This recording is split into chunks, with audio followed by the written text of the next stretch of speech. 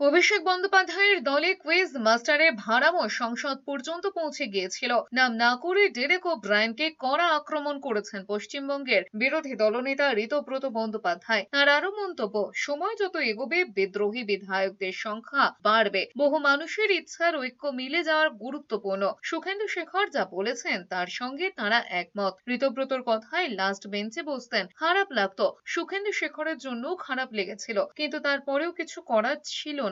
তার মতে দলের মধ্যে দীর্ঘদিন ধরে জমে থাকা অসন্তোষ ধীরে ধীরে প্রকাশ্যে আসতে শুরু করেছে। যদিও ঋতব্রত বন্দ্যোপাধ্যায়ের এই অভিযোগ ও দাবির বিষয়ে এখনো পর্যন্ত তৃণমূল কংগ্রেসের তরফে কোনো আনুষ্ঠানিক প্রতিক্রিয়া পাওয়া যায়নি। সুখেন্দুদা যে কথাগুলো বলেছেন সেই কথাগুলোর সঙ্গে আমরা একমত। তিনি সেই কথাগুলো বলে তিনি মনে করেছেন সদস্য থাকবেন না রাজ্যসভার, ইস্তফা দিয়েছেন।